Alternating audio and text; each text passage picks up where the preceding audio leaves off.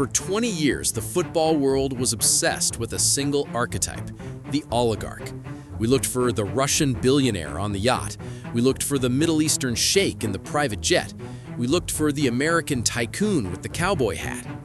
We thought that to own a football club, you had to be a sugar daddy, a singular, visible, all-powerful figure who would pour money into the transfer market like it was water, purely for ego and glory. But in 2026, the oligarch is an endangered species. The era of Roman Abramovich is dead and buried. If you look at the recent transaction logs of the Premier League, La Liga and Serie A, the headlines about club sales have virtually disappeared. Nobody is buying clubs anymore. Instead, they are buying slices, a 10% stake here, a 15% stake there. The new owners don't have faces. They don't have names you will ever chant in a stadium.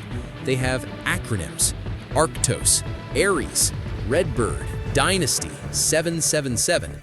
These are private equity firms. They are not fans. They are asset managers. They are not here to win trophies. They are here to capture alpha, excess return on investment. The invasion is silent. It is boring, and it is infinitely more dangerous for the soul of the game than any Super League proposal. The club you support is no longer a community asset. It is a line item in a diversified portfolio managed by a computer in Connecticut. Welcome to the era of the silent owners. To understand why this is happening, we have to look at the balance sheets of Europe's elite clubs. On paper, a club like Liverpool, Paris Saint-Germain, or Tottenham Hotspur is incredibly wealthy. They are valued at 4, 5, maybe 6 billion euros. They own state-of-the-art stadiums. They have global brands.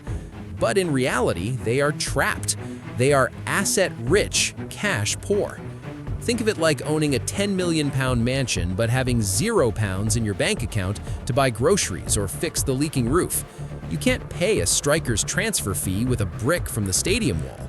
You need liquidity. You need cold, hard cash. But where do you get it? You can't go to a traditional bank. Interest rates are too high, and banks hate the volatility of football. You can't sell the whole club because the valuation is so high, £5 billion plus, that there are only about 50 people on Earth who can afford it, and most of them are politically toxic or simply not interested. Enter the private equity firms: Arctos Sports Partners, Dynasty Equity, Ares Management. These are private equity firms. They are not fans. They are asset managers. They are not here to win trophies. They are here to capture alpha, excess return on investment. It seems like the perfect deal. The owner gets the liquidity to solve their immediate cash flow crisis without losing control. The fund gets a foot in the door of a scarce global asset. Liverpool did it with Dynasty. PSG did it with Arctos. Chelsea did it with Ares. It is the financial equivalent of taking out a second mortgage to pay for a renovation. It feels good today, but now you have a silent partner at the dinner table. But why do these Wall Street firms want just a slice? Why not buy the whole thing and take all the glory? Because the smart money realized something crucial around 2022. Owning a football club is a nightmare. If you own 100% of Manchester United, you are the lightning rod. When the team loses, the fans protest outside your house. The media investigates your taxes. The government scrutinizes your visa. The glory is fleeting, but the stress is permanent. But if you own 15%, you are invisible. You are the silent partner. If the team gets relegated, the fans scream at the chairman. They scream at the sporting director. They don't scream at the private equity fund in New York that owns a minority stake. The fund gets all the upside of the valuation growth, the asset appreciation, with none of the reputational downside. Furthermore, a minority stake is a liquid asset. Trying to sell a $4 billion football club takes years. It is a diplomatic incident.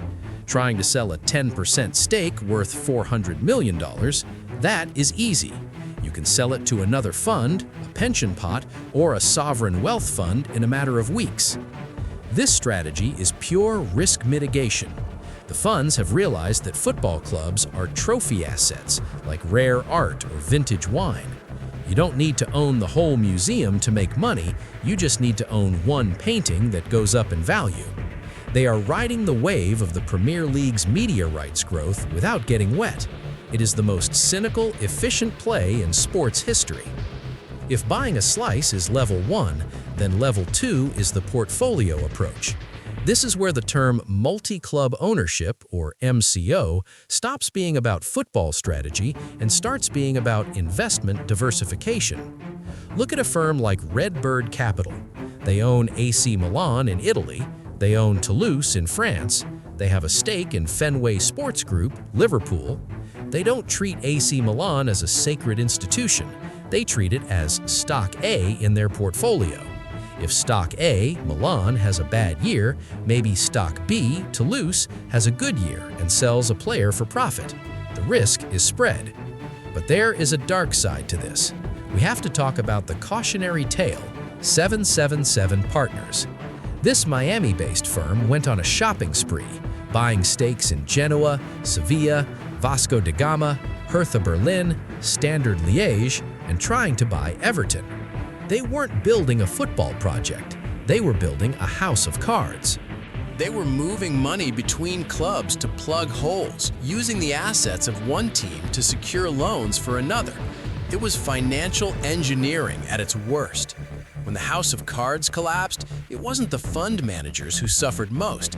It was the historic institutions, Hertha Berlin, Standard Liège, that were left hollowed out, drowning in debt, and facing existential crises.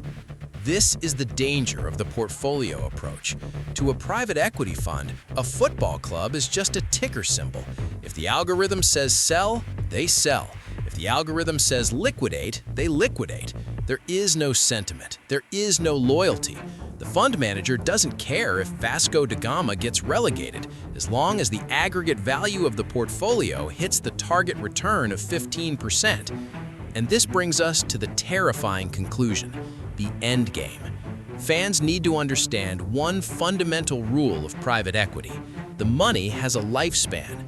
A typical PE fund has a life cycle of 5 to 7 years. They raise money from investors, pension funds, endowments, in 2025. They promise to return that money plus profit by 2030 or 2032. This means there is a ticking clock attached to your football club. The fan owner, the sugar daddy, wants to hold the club for decades. They want to pass it to their children. The PE owner must exit. They have a fiduciary duty to sell. So what happens in 2030 when Arctos, Ares, and Dynasty all need to cash out at the same time? They will need a liquidity event. This pressure will force clubs into aggressive decisions.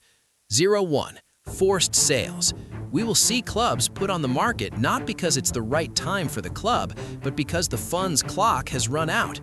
02. Asset stripping.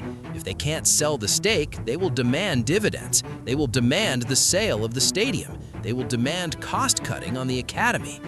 03. The Super League 2.0. Why are these funds so confident? Because they are betting on a breakaway league or a closed-shop US-style model. They need to guarantee revenue to ensure their exit multiple. The push for the Super League didn't come from the fans. It came from the financial projections of the silent partners who need to guarantee a 3x return on their capital by 2030. They cannot afford relegation. Therefore, they will eventually try to abolish it. So, the next time you celebrate a strategic partnership or a minority investment in your club, keep the champagne on ice. You haven't found a partner. You have taken out a loan with the most ruthless shark in the ocean. The sugar daddy might have been an egomaniac, but at least he wanted to win. He wanted to lift the trophy. The private equity firm doesn't care about the trophy. They care about the EBITDA. They care about the valuation multiple. And most importantly, they care about the exit.